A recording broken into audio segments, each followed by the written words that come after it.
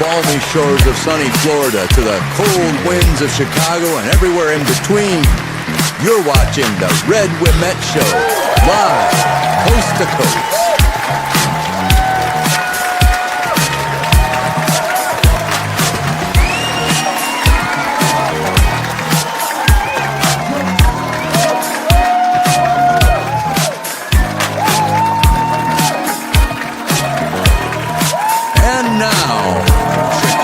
Talk of the town, Mr. Red Wemette.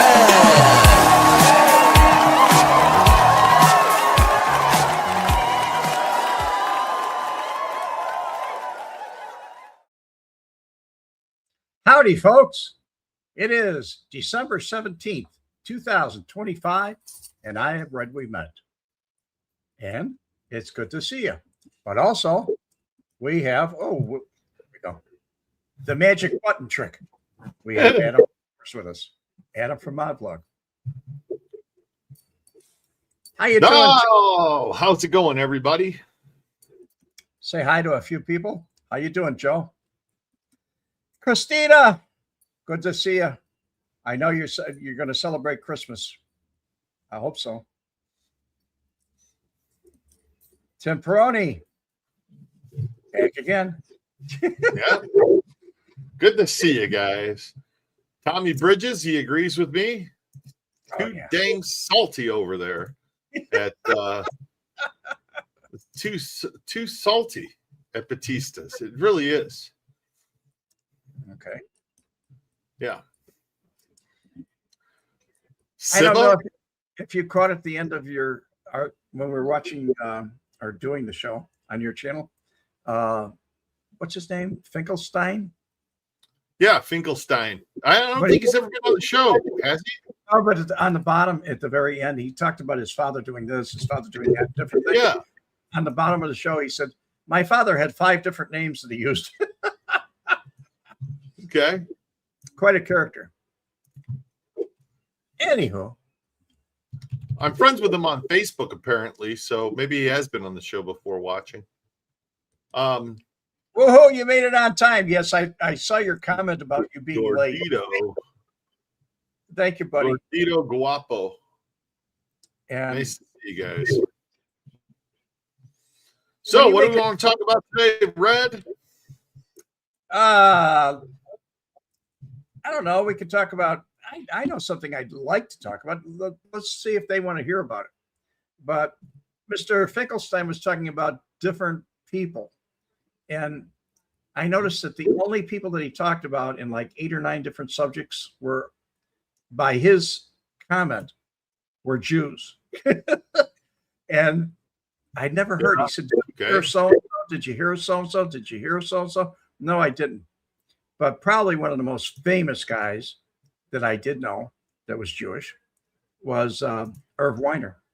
Irv Weiner was a powerhouse. I mean, a real powerhouse. And very much Jewish. And he worked with the Dorfman family. I mean, his bonding business goes way back when. So he was a very good man, a friend of Milwaukee Phil's, a friend of everybody's. As a matter of fact, I was shocked to find out that he led Alan Dorfman to his death. He was actually there. And Frank Schweiss pulled a pistol and put one in Dorfman's back or somebody. And when he put him down, he put 7 in his head. And what happened to Irv? They were all good friends anyway. They all knew each other. Irv said, I didn't see anything. I was getting down underneath the car and nobody bothered me. And I knew at that point, it was going to leave a witness around that actually saw, that's going to say, I didn't see anything. And he was an old man at the time, but a tough old man, a good old man, a great old man. So there were some outstanding Jewish people, just like Bugsy Siegel was an outstanding person in New York and Las Vegas and California. Also, Mickey Cone, he was outstanding. He stood out quite a bit. There were a lot of people that were outstanding, but their names that you can go and look and you're going to find Wikipedia on them. They're not names like Mr. Finkelstein, who has a very unusual name, brought up. any one of the people that he brought up, I just didn't know. And here is Big Mo. Greetings and salutations, Red and Adam. How you doing, buddy? Mo is the one. Mo is the one that sent me the. He sent me the thing about about Gianni Russo as well. Oh my God! He sent it Back to me to that. Yeah. Oh, I saw. What? Thanks for passing that along, man. I couldn't believe it when I watched that. I couldn't believe he said that. I couldn't believe it. Oh, and Tony said to me, "Don't hurt my brother. He didn't do anything. I just had to walk the other side of the basement, you know." Come on, man. I was crying. It's just like I said, everything credible is out the window. It's all credibility is gone. It was gone before, but after listening to that, I was like, I can't believe I'm hearing this. I can't believe the man is saying that. I really couldn't. Hit the like button, guys. Tim Perot, I think I've covered this with you before. I hope you're getting well, Tim. Yes, Irv Weiner was subpoenaed, and he testified before the assassination committee because he did know Jack Ruby. He went to school with him, and he also went to school with his brother, his older brother. So he had phone conversations with him at American Bonding in 1963, or when JFK was murdered, 63. So in December, what was it? What month was it? November. So they had a solid phone record, and he was called to testify. And that's all a whole mess in itself. The FBI went out to Irv's house. He lived in the suburbs. I believe it was Morton Grove. But he went out there. He lived on a cul-de-sac. And his daughter was there, but he wasn't at home. And the FBI scared his daughter by saying FBI opened the door and some other things. And Irv addressed it when he was before the Senate committee. He addressed it Irv was a very powerful man, a very aggressive guy. But he said that you scared my daughter to death. And if you think you're going to get her up here to testify, you're wrong. I liked her. Liked him a lot. Wow. Speaking of Irv Weiner, do you think he set up Dorfman since he walked away unscathed? Yes, I do. I did then, and I made the statement then, and I'll say it now. He definitely set him up. He was wearing a tracker, what they called a tracker at the time. So they were supposed to go there. I talked to Irv after that happened. They had what do they call it? Reservations at the Bagel on Devon Avenue. And they got to the Bagel and it was too crowded. It was on a Sunday morning. It was too crowded. So they wound up at this other place. And there was a tracker on them. And the assassin parked on a side street, not far from where they parked, and got out of the car, walked up to him, and popped him once in. I don't know which part of the body he hit him first, but he hit him one time, and then he put 7 in his head after that. And that's how it went. Did I believe it? Yeah, I believed it then that he set him up. I mean, how are you going to crouch underneath the car and say, oh, I didn't see anything? I mean, they just assumed somebody that had an argument with Joey Lombardo. He just had an argument with him. And Joey told him, he said, you're right. You can't do the time, Alan. Don't worry about it. And that's what happened. And Joey was conveniently at a police station filling out a report when it happened. That whole thing was a big setup. Yeah, that smells fun. It was bad. A lot of Red's customers may not know it, but they may not have known Irv, but they definitely knew Wiener. You know, because you had the gay customers in the bookstore. A lot of people made that mistake. They used to call him Wiener instead of Weiner. Yeah. And he used to smile. He was just a very reserved person. He used to smile when somebody pronounced his name wrong. He wouldn't get upset by it, or he'd just go.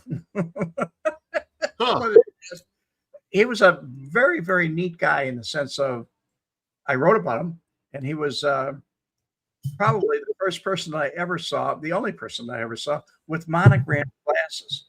Up in the corner of his glasses up here, his initials were etched in there in the glass. And I Oh looked my at God. yeah, they were monogram gold frame glasses. And I looked at them and Wow. said, I've never seen anything like that before. But something else he had welfare clinics all over Chicago. And this was in the 70s. Welfare clinics. I had a sore throat. See my doctor. Which one? This one at this address, or wherever you want to go. Just tell him I sent you. Here's a card. And he took care of me. Nice guy. Why did Illinois halt bail bonding companies? They didn't. As a matter of fact, there's a lot of bail bond, even today, being you can write a bail bond. You look it up, all your bondsmen. I'm going to look it up right now. Bonding in Chicago. You want me to do a search? Yes. Okay.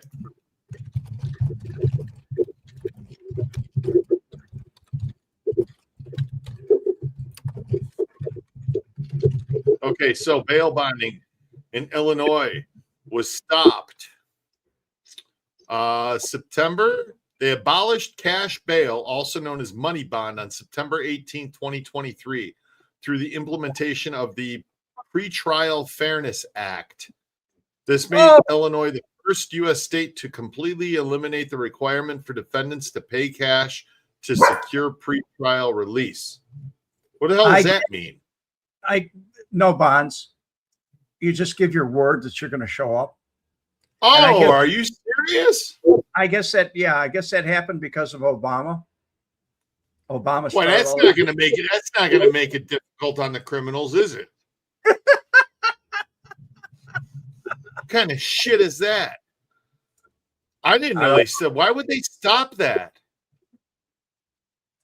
I don't know. Big Mo says, "Get out under your own name." Yeah. It was seen as punishing poverty rather than assessing actual risk, violating the presumption of innocence. No shit. Yeah. Yeah. Cash bail disproportionately harmed low-income individuals, especially Black communities, who often remain jailed pre-trial simply because they couldn't afford bond, even for non-violent offenses, while wealthier defendants could pay and go free. Come on, wealthy. I made bond a couple times. I wasn't wealthy at the time. If you were middle class, if you weren't on food stamps, you couldn't make bond. Or if you were on food stamps, you couldn't make bond. And that was a lot of people that were, ghetto. They lived in the ghetto. Minority communities, yeah.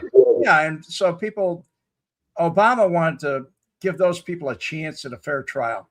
And the truth of the matter is, I don't know if it changed anything anyway, because the public defenders don't really win that many cases. It's the people that have money. And if you don't believe me on that one, just ask, what's the guy's name? Jesse Smollett. Juicy Smollett. Yeah. Jesse Smollett. Yeah. Juicy Smollett.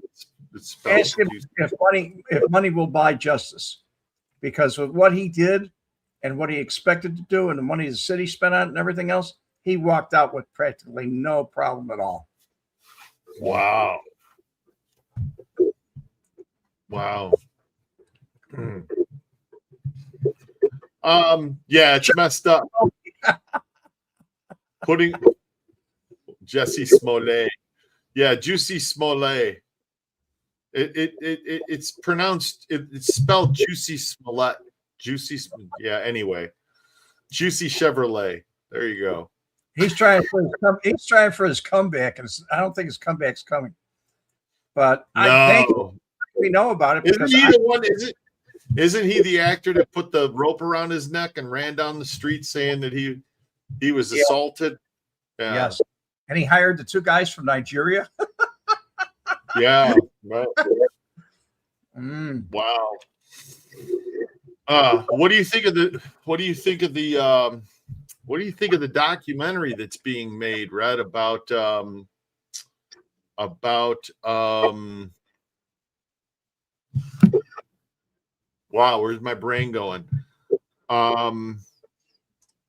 Yeah, that's a good one for you too. Ask OJ. Yeah. Ask OJ about will money buy justice? If he were alive, he'd tell you money will buy you just about anything you want. Yeah, no, not Puffy, Mario. It's the guy that got killed by the cop during 2020. I can't breathe. George Floyd. They're doing a documentary about George Floyd. Did you hear about that? They should, because from what I saw, and actually saw in footage from the trial, it was baloney. It was total baloney. That police officer was being videotaped on an iPhone by some gal, and she just took small portions after things had happened. But the body, the camera from the body camera footage was totally different. Gave you a totally different point of view.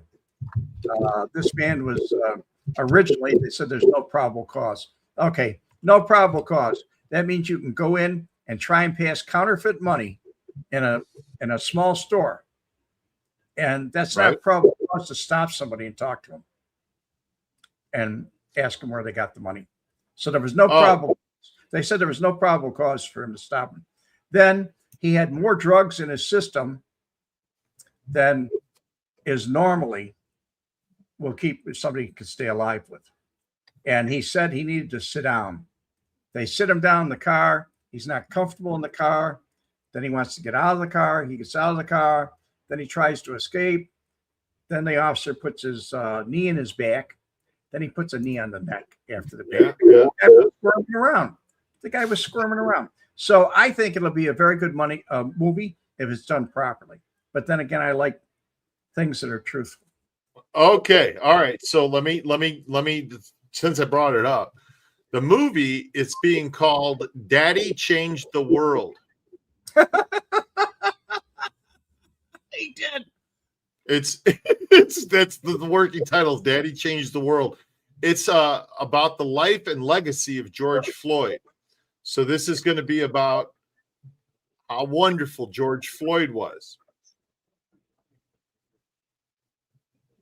People are posting like, I wonder who will play the pregnant girlfriend that he beat up. You know, that should be an interesting scene.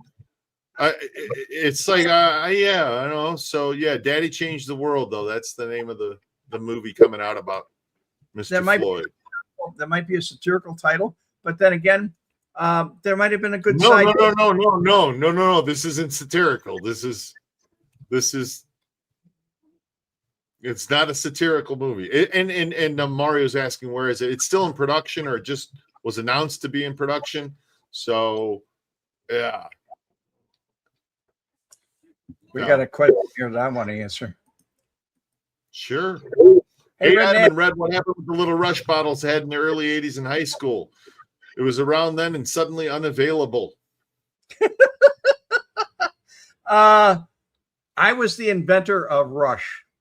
And I used to distribute to a lot of different people. I owned another company called Great Lakes Products, and it had I owned several companies, but basically it was all the same chemical.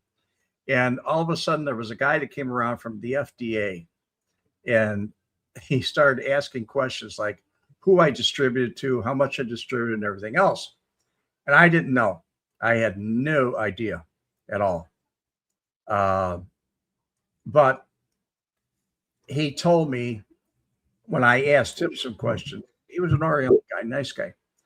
And I asked him some questions, and he told me that he wasn't sure, but they thought there was a link between this and AIDS. And when he said that, I said, goodbye, company. Just destroy all the records. Yeah.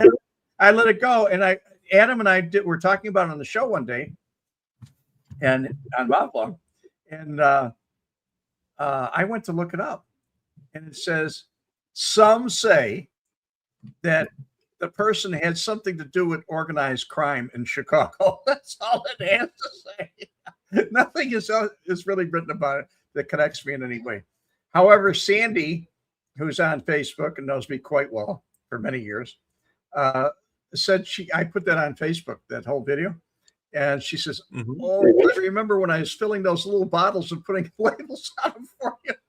And she did. She used to do, and she said, "Brings back old memories, Bill." Oh, fucking little bottles of Rush. yeah. Unbelievable. They were 1 dram. They were exactly 1 dram.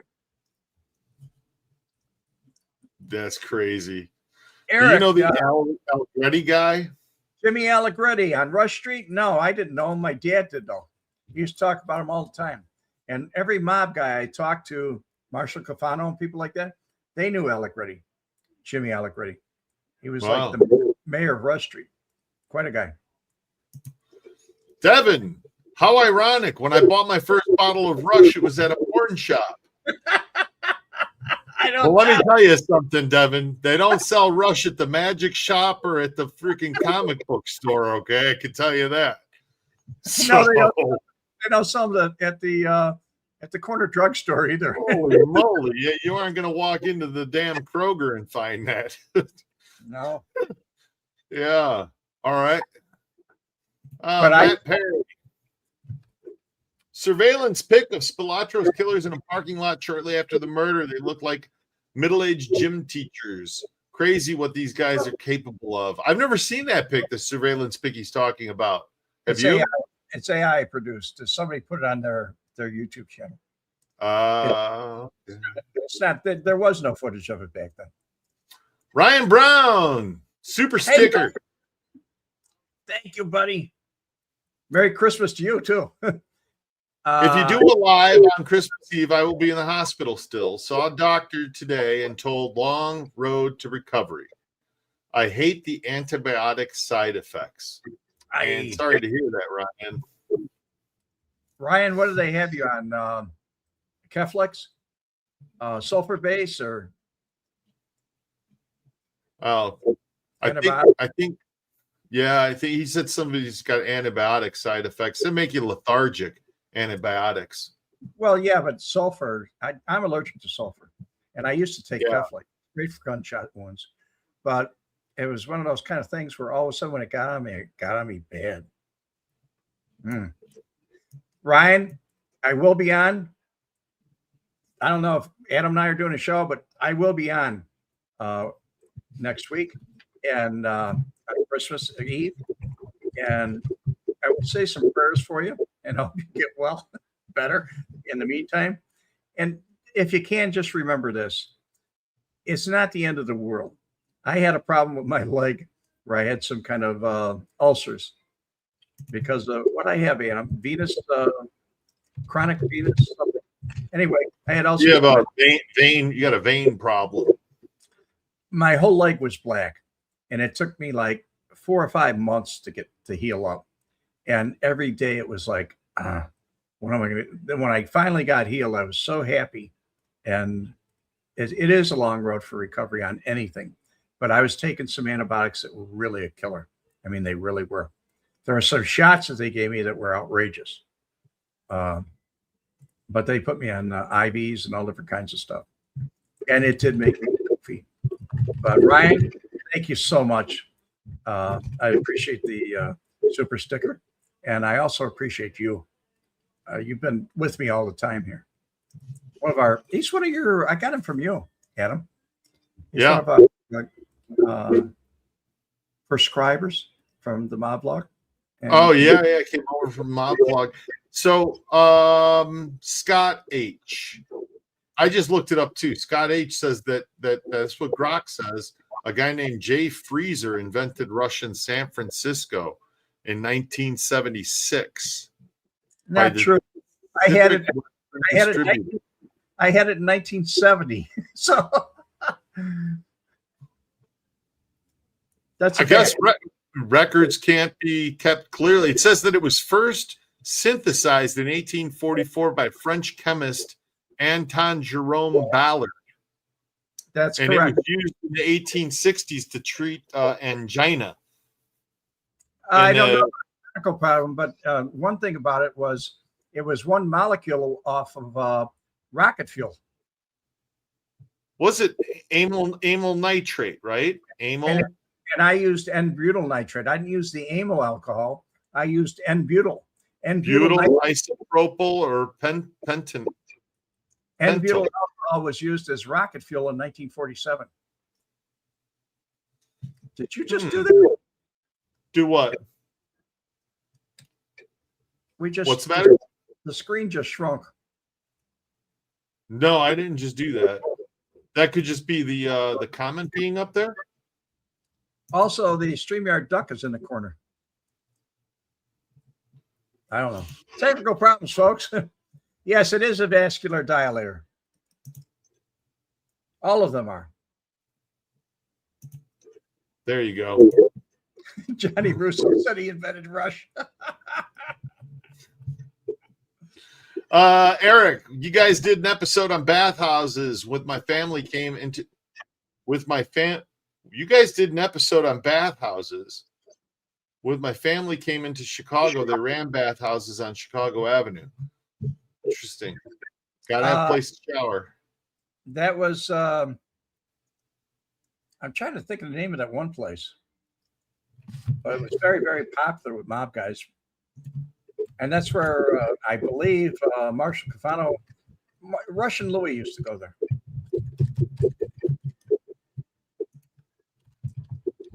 Rush came from Toronto in 1968. Whoops. Wrong Rush. You're right.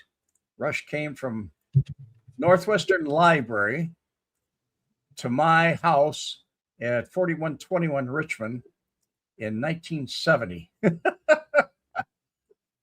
And shortly after I got it, I called Wheaton Glass in New Jersey. And they had a catalog and it had 1 gram bottles. And they asked me how many wanted. And I said, how many can I get? What's the breaker price? And they told me, I don't know, at the price I want, at the breaker price, it was like 3 cents a bottle. And I said, I'll take 1,000 cases of it. And they said, I increased it to 10,000 cases. And a case was a gross of bottles.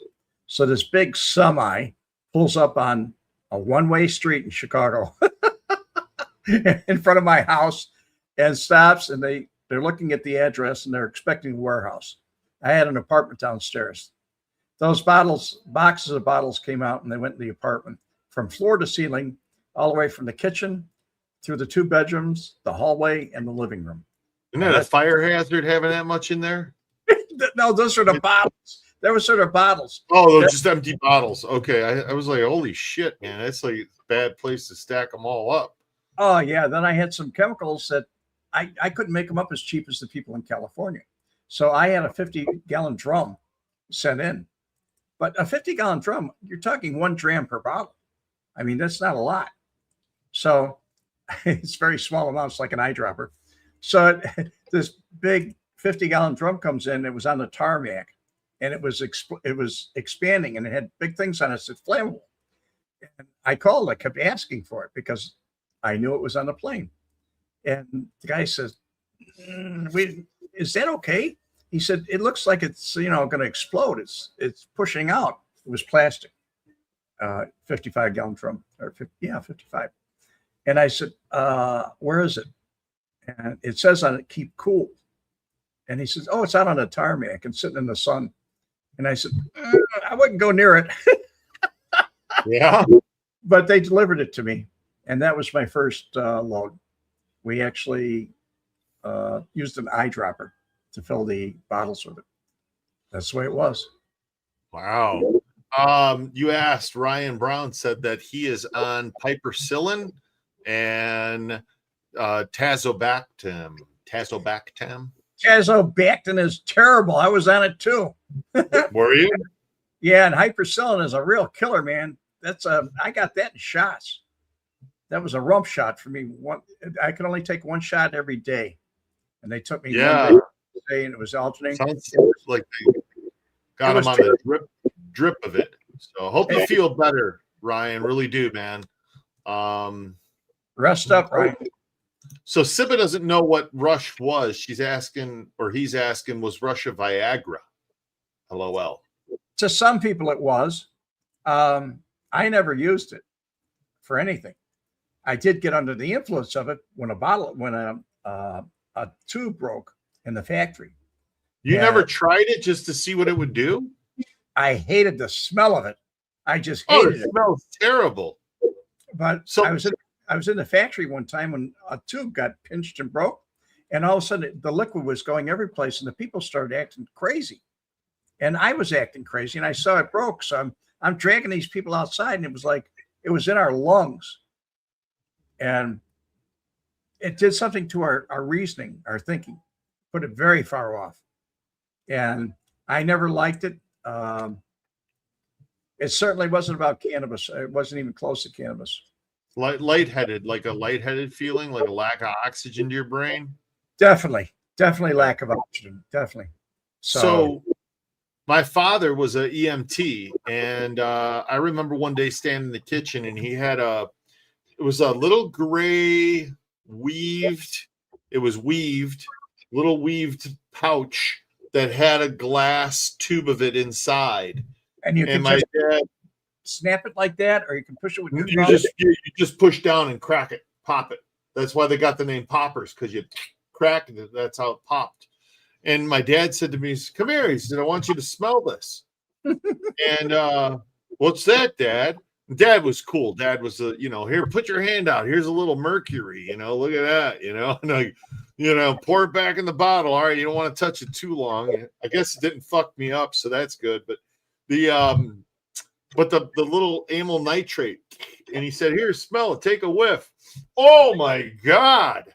I tell you, my dad said they use them on the ambulance when people fake that they fainted or they're laying there like they're unconscious and they're being dramatic. Yeah, in fact, EMTs just pop one of those things and stick it under your nose, man. If you're unconscious, you'll lay there. If you ain't unconscious, you go, whoa, holy shit. It's hard to, can't imagine somebody would want to breathe that intentionally.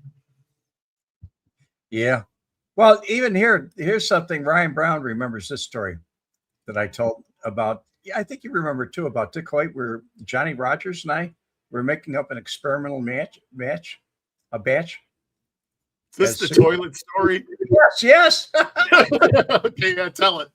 Ryan Brown just brought it up. You want me to tell it again? Okay, I'll tell it again. Yeah, let's hear it. I'm trying to, let me get his thing. Ryan, how come I can't get you here? I think it has something to do with our screen shrinking. Can you put up his comment? The toilet story when you were making Rush was wild. Okay. In 1969 or 1968, somewhere around there, they outlawed. They used to be able. You used to be able to buy those poppers, and you get them at the drugstore. And all of a sudden, they outlawed. You couldn't buy them without a prescription, and that's what made me go find something that wasn't amyl alcohol. It was N-butyl alcohol, just one molecule difference. And I got a beaker from Fisher Chemistry. Yes, three neck beaker, and we had some acid, and we had some sodium sulfate, and some water, and we put it in. And Johnny Rogers took over. Albert Johnson Rogers. He was the hillbilly that everybody talked about. That was Marshall Cafano's prison partner when he was in prison, cellmate, whatever. So we're in his apartment upstairs of 613 Racine in the back building. And he's got the window open. It's summertime. It's hot. And he keeps making up these test batches to see what it's going to yield. And when he's done, he keeps pouring it down the toilet, the excess. Uh-huh. And he's got some guy there that's a real goof. He said, oh, he's sucking it up with the pipette, the acid. And this is sulfuric acid. So anyway, He's doing what? He's like doing what, like a siphon? Yeah, with this pipette thing. Guy was nuts. I mean, totally nuts. And he said, "Oh, I could take a bath in that stuff." He was off. He must have been high on something. But anyway, Roger's got the brine on the bottom to keep it cool, and he's just shaking away and shaking away. And he said, "You know, this thing's turning. First, it turned yellow, the gas on the inside. He was putting too much acid in the mix at one time, and it started turning all kinds of. It looked like a disco light. It was turning all different kinds of colors. And as he's shaking it in the ice and the brine, he turns around and says, 'This thing gets any hotter, I'm going to toss it out the window.'" And he wound up putting it down the toilet. So must have been maybe 20 minutes later, he's working on another batch, and it was Dick White's apartment. So Dick goes into the bathroom. Dick was a big man. He was a big guy. He goes into the bathroom and he shuts the door, and he smoked Camel cigarettes. So while he was sitting on the pot, he takes the cigarette butt and he throws it between his legs. Boom! The thing explodes. It was bad. It was really bad. I mean, this thing exploded. It was a mess. Toilet paper everywhere. I mean, dirt, terrible. But Dick comes out of the bathroom. He was a hairy guy. His butt was on fire. He kept trying to hit his butt with his hands. He says, "Somebody put me out." Somebody went over and took a towel, threw it on him, and gave it to him. But we laughed about that. He even laughed with me about it for years. I mean, we talked about that, and it was funny. It really was funny. Yeah, Johnny Rogers. Man.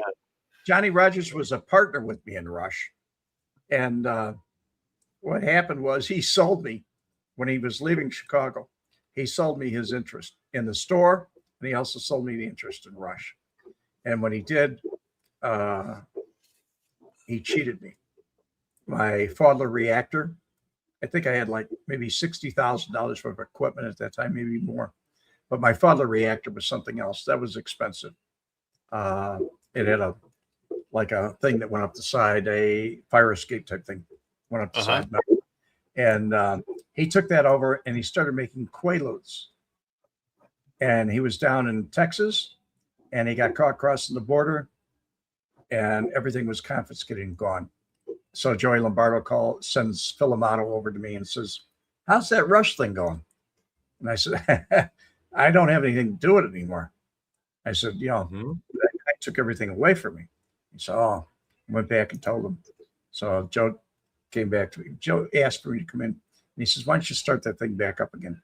He makes some money with it." And I said, "Okay." So I did.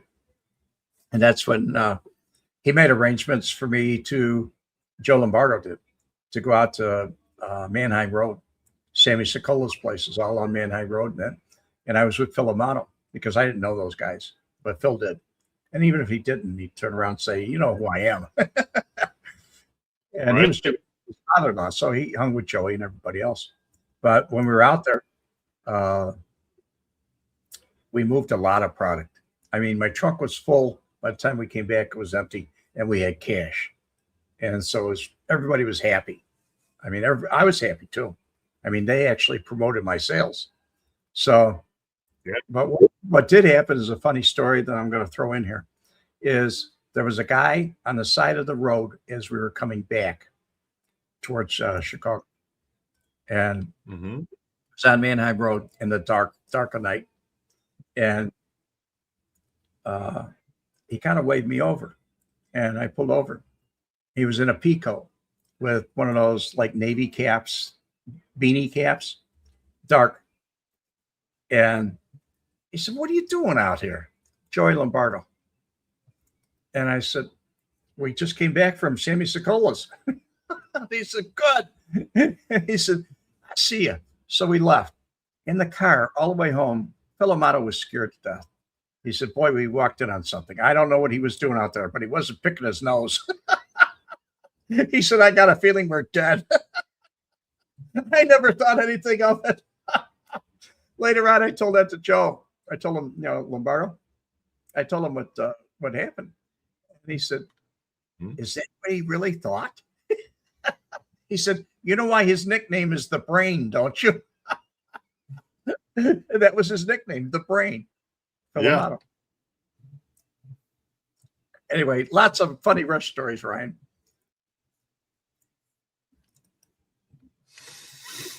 Wow. Sammy was a good guy. Yeah. I knew them. I think. No, his family doesn't run the Admiral. Somebody else runs the Admiral now. And I know everything about that whole family. So you're a little bit off on that guy. He may have died of cancer. I doubt it. I know he's selling his house 2 years ago, and it belonged to who's the basketball player? Dennis Rodman or something like that. It was from the guy from the Bulls. Yeah. But anyway, he had that house and it was gorgeous. I don't know if he still has it or not. Ryan Brown actually sent me I think it was Ryan, sent me the email when it was for sale. And as far as the Admiral goes, I can show you I know the lineage of that since day one. It belonged to Milwaukee Phil. And Frank Schweiss actually built it. And then Phil's nephew ran it. And that was Patsy Riccardi, Riccardi, whatever you want to call it. And in 1986, Phil was dead like in 72, I believe. But in 1976, Schweiss was with me, or 86, excuse me. He was with me, and there was a problem with the money, and he went out and killed Patsy Riccardi. That's all on tape. That was all, no problem with it. Eric, you seem to want some attention here. I'm going to give you some attention. Was it owned by Kenny Goldberg and Louis Wolf? No, but there were several buildings. Actually, it was owned by Chicago Title and Trust, and it was in Phil's name in the beginning. He held and he signed it over, but it was a trust, a land trust, the property. And it was all the way back to when Phil bought it. It was Phil bought a bunch of theaters, Three Penny Cinema. There was a bunch of them that he bought that time. And this was back in the 60s. But as far as Louis Wolf goes, I knew Louis Wolf from a gambling problem he had. Louis lost a lot of money to people that I knew, like Jimmy Kozo and other people. Like Jimmy Kozo came to me, and he had a nightclub over on, I believe it was a gay club over on Broadway. I'm trying to remember the name of it, but I can't. It was huge. Had like 5 bars in it. It was almost like a New York disco type thing. And the guy went bust. Something happened where they got busted so many times it was pathetic. They didn't have the clout that I did politically with the police. And so he came to me and he said, see what you could do with that piece of property over there. And I went over and looked at it, and Louis owned it. And I said, what about Louis? He's the landlord. He said, forget about it. We own Louis from now on. Louis ain't doing nothing. And Louis was big. I mean, a lot of real estate in Chicago, very heavy. But he owns some gambling debts. Some heavy gambling debts to the wrong people. They'll take your teeth out of your mouth. Right. So that's about Louis.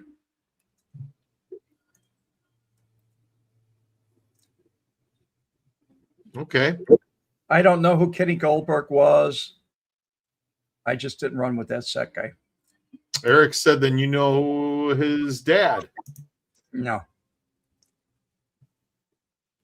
Believe me, if his dad was somebody that I had any type of actions with, I would have known. Maybe I would have wrote about him in my book. I don't know. They bought the Uptown and Granada Theater. They bought a lot of shit in the Riviera. They own. No, they Eric. own 2. No, who tells you that? He went by many names. You said that on Adam's show just a little while ago. Talking about his dad. He's talking about his dad. Yeah. Yeah, I don't know. I don't know. Anyhow, So TW. He The didn't easiest own way the, to be a bookie. he didn't own the Riviera. He didn't own the Granada because I knew who did, and the Uptown too. Sorry, guy. Look it up. The Uptown. There's a big story on it right now. They bought a lot of shit property in the amphitheater. Never mind. They bought a lot of shit. Property is the amphitheater. He's using speech to text.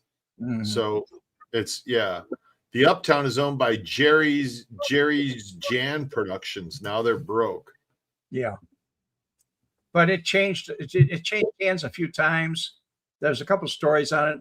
The Granada, I know the story on that one too. The only reason I know the Granada as well as I do is that was the place I went to see. I believe it's on Foster, if I'm not mistaken. But I went to see The Exorcist there when it came out. That was like a long time ago, man. What year was that? 1969? The Exorcist? The Exorcist? I thought it was the 70s. Let me look. 73. 73. I went there to see The Exorcist, and I believe me, it was on the northwest side of Chicago, and people were parked on people's lawns and every place else trying to get a parking spot over there. It was crazy. And then after I watched it, in order to get the tickets for that, I talked to one of the ushers who actually bought the tickets for me because everybody was waiting in line. I mean, there was a line like 5 blocks long, and right. It was cold. It was wintertime. It was like now, and everybody, they're still out there, man. And so I said, I'm not waiting in line like this. It's insane. And there was a couple friends I had that wanted to watch it. This gal I knew wanted to watch it really. So I had the usher give me the tickets. And when I got the tickets, we walked right. I parked. I found a place to park. It was a yellow zone where you're not supposed to park. I found a place to park. I parked there, put a ticket on my car that I had from somebody. I took it off somebody else's car, put it on mine, and we walked over, wasn't far, short walk. And instead of waiting in the long line as we looked around the blocks, we went right in the door with the tickets. I thought the crowd was going to knock the glass out of the doors, but that's my experience at the Granada. Does it tell you where the Granada is? I think it's either on Lawrence or it's on Foster. I don't know. I don't know where it was, but Mr. Hoffman said people were fainting during The Exorcist. They were fainting, vomiting, and hysteria. They had an emergency unit there with the fire department and ambulance and everything else for taking people out. It was very bad. It was crazy. Yeah, it says here they had paramedics that were called for the screenings. Some venues provided barf bags and had ambulances on standby. That's crazy. What great promotion though for a movie. Man, this movie is so movie is so out there. We got an ambulance outside just in case you have a problem. That's a movie I want to go see. Good advertising. Actually, the Granada was built by the Marx Brothers in 1926. What was built by the Marx Brothers? The Granada Theater. The Granada Theater? Yes. And it was on Sheridan Road. I'm thinking of a different one that I went to see. It was on Sheridan Road. And no, I was there. I was at the Granada, but for another reason. Gotcha. But they said, did you see Blair Witch? The Blair Witch Project? Yes. Yes. So they said people also got sick there, but that was mainly from motion sickness due to the handheld camera work. Because if you watch that movie, I mean, it bounces around, man. It's can't imagine sitting in front of a whole screen shaking like that. That'll make you sick. So, yeah. Brian Brown, good news. All right. He's got his own hospital room. You're going to get a private room because you're infectious. You're infectious. They want to keep you quarantined.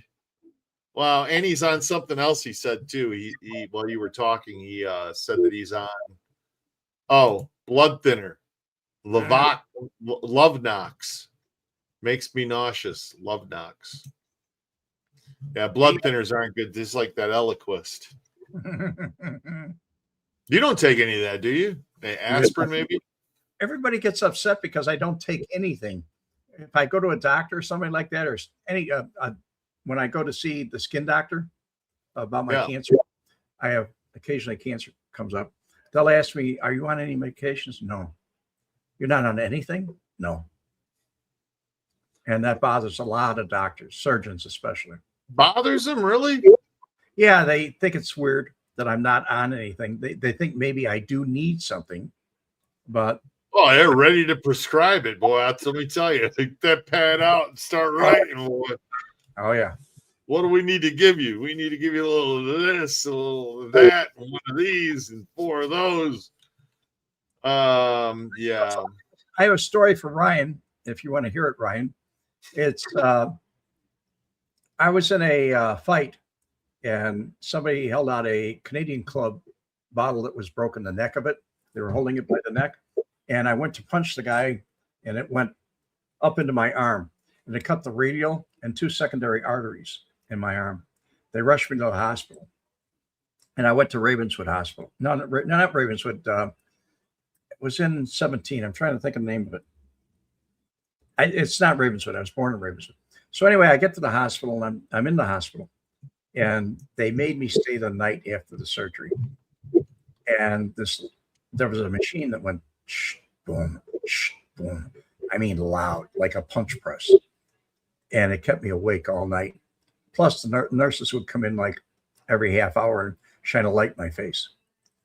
It was very difficult to sleep. I didn't sleep. So early hours of the morning, like 5:30, I'm like really upset about not having any sleep, the surgery, the blood. I lost 6 pints of blood. I lost. So they had blood waiting standby for me that they never used. That's all your blood, man. 6 pints. That's what I had. That's what I lost. So that's they kept like all of it. They kept pumping. Well, they kept pumping me with saline to just keep me working. So at any rate, this nurse comes around early hours of the morning. It's almost daylight now, and it's about 5 o'clock. And she said, "Is there anything I could do to make you more comfortable?" Oh, sorry, 6 liters, not 6 pints. It's 6 liters.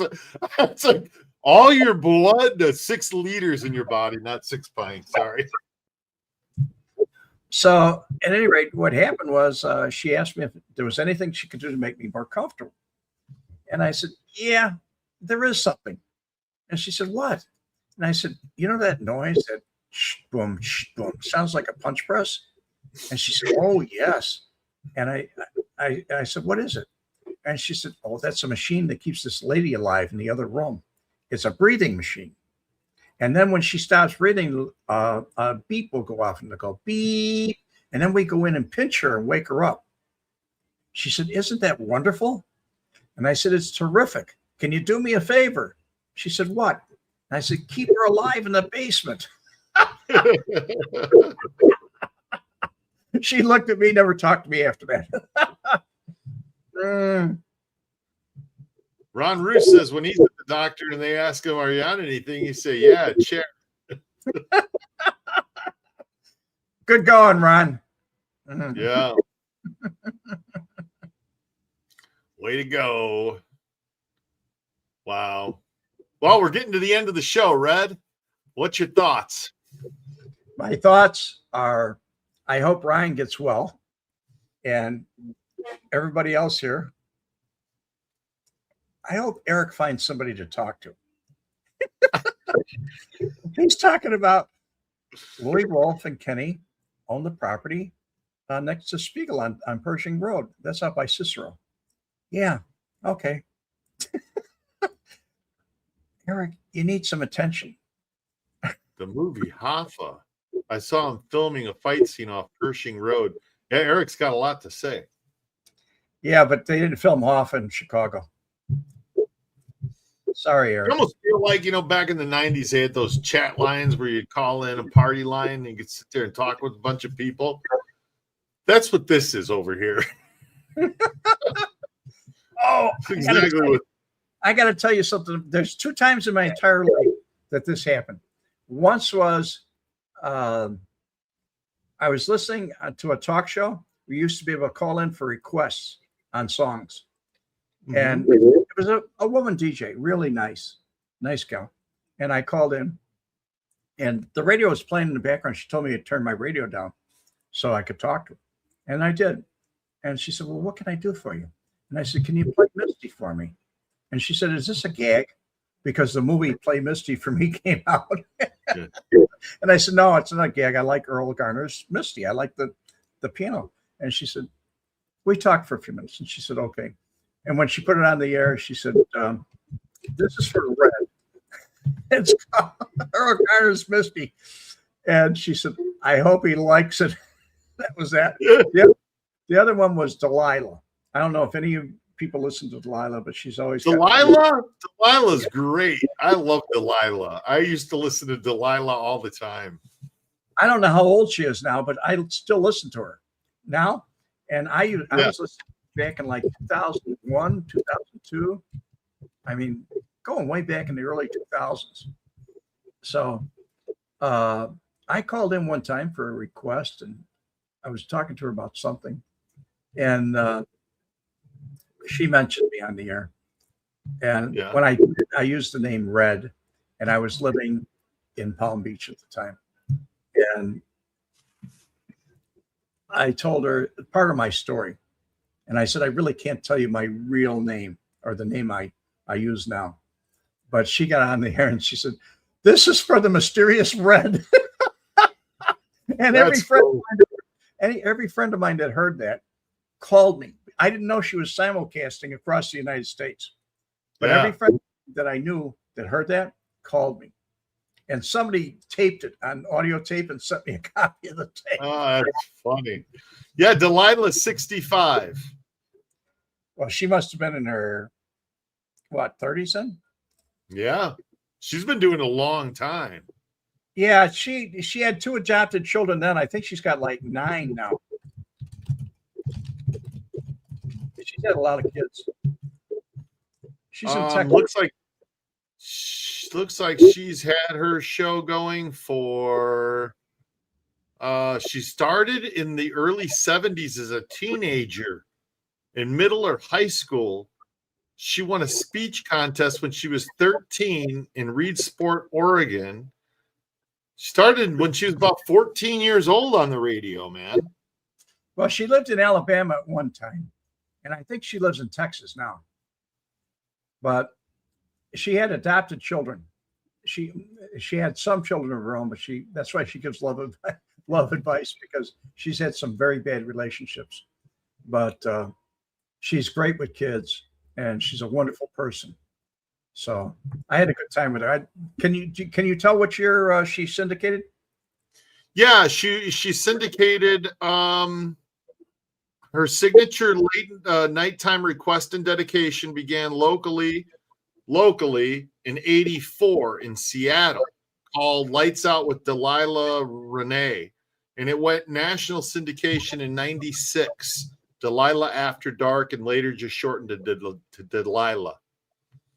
Okay, well, I think it was 2001 or 2002. Yeah. I like Delilah. I listen to her when I get a chance. But we're wrapping up, Red. We got less than a minute to go, buddy. Okay, Guy. Everybody, thank you so much. See you next week. Thank you. And we'll see you next week. And hopefully everybody's going to be okay. And Adam, thank you for coming by. Thank you for helping me with the show. Thank you for being my friend. And let's have a good year. God bless you. All righty. It is Red Wemette out. The combination of the videotapes and Wemette's testimony resulted in the conviction of 2 men on extortion charges. One of them was Frank Schweiz, known in syndicate circles as the German, a feared mob terrorist and a suspect in a number of gangland murders. He was described to me by other outfit individuals as the most feared hitman. And as he said to me, my reputation precedes me, son.